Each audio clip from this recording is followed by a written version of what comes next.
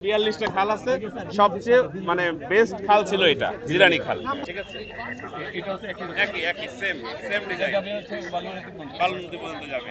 এবং বিভিন্ন জায়গায় দেখবেন যে এখানে একটা বাড়ি একটা ব্রিজ আছে, বাঁশের সাঁকো আছে, বাঁশের সাঁকোটা আমরা রিমুভ করে ফেলবো, কয়েকটা এলাকা নিয়ে একটা ব্রিজ আমরা বানাবো, যাতে যত্রতত্র ব্রিজ না হয়। এই ব্রিজের কারণে আমাদের প্রবাহ ব্যাহত হয়, নৌকা চলতে পারে না ওই ব্রিজের বাঁশের কারণে।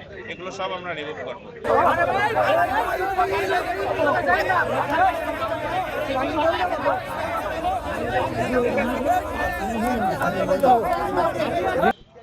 চারটা পয়েন্টে যাবো, তিনটা পয়েন্ট, এখন একটা পয়েন্ট শেষ করলাম,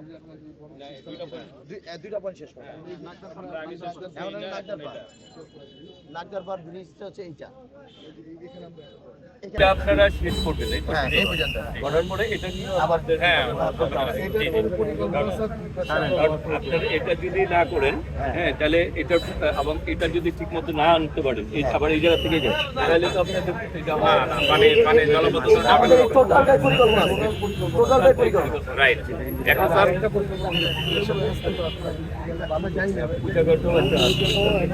জনগণের ব্যালটের মাধ্যমে বর্তমান সরকার ক্ষমতায় আসার পর বর্তমান নবনির্বাচিত প্রধানমন্ত্রী জনাব তারেক রহমান আগামী দিনে ঢাকাকে জলবদ্ধতা মুক্ত করতে চান এবং সারা বাংলাদেশেই নদী নালা খাল যেগুলি রয়েছে সেগুলি পুনরুদ্ধার করে বাংলাদেশের নদী নালা খালের যে বাংলাদেশ সেই দিকে আবার উনি ফিরিয়ে আনতে চান।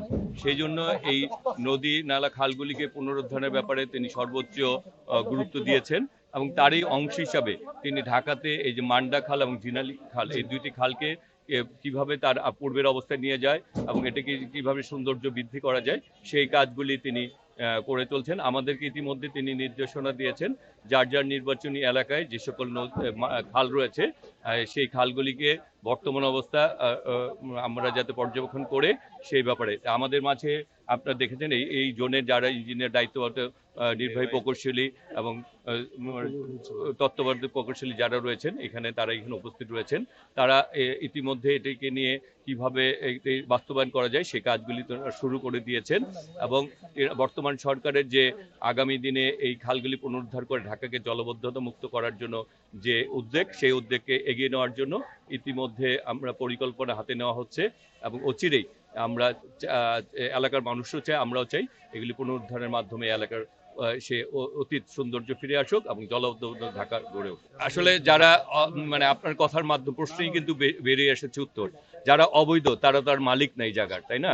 তারা অবৈধ দখলদার। সুতরাং অবৈধ দখলদার যেই হোক, হ্যাঁ, তার যে কোনো যদি রাজনৈতিক কোনো পরিচয়ও থাকে, তার মূল পরিচয় হচ্ছে সে অবৈধ এবং অবৈধ সে দখলদার, সুতরাং সে মালিক না। সুতরাং এই সরকার তার সম্পত্তি বুঝে নিবে, সরকার তার সম্পত্তির মধ্যে তার এলাকার খালগুলিকে পুনরুদ্ধার করবে এবং যারাই অবৈধভাবে এগুলি দখল তাদেরকে কখনোই আশ্রয় প্রশ্রয় দেওয়া হবে না এবং তাদের বিরুদ্ধে ব্যবস্থা গ্রহণ করা হবে এবং এটি বাস্তবায়নের জন্য আমি এলাকার সংসদ সদস্য হিসেবে এলাকার জনগণ এবং এলাকার রাজনৈতিক সবাই মিলে আমরা ঐক্যবদ্ধভাবে এটি বাস্তবায়নে সহযোগিতা করব এবং যারা ইতিমধ্যে তারা যারা অবৈধ তারা কিন্তু জানেন তারা অবৈধ দখলদার, তাদেরকে বলবো যে তারা যাতে অচিরেই তাদের সেই জায়গাগুলিকে দখলদার মুক্ত করে তারা যাতে নিজেদের যে বিভিন্ন দখল করে যে জায়গায় স্থাপনা রয়েছে সেগুলিকে যাতে তারা সরিয়ে নিয়ে যায় নিজেদের উদ্যোগে, এটিও আহ্বান জানাচ্ছি তাদের প্রতি।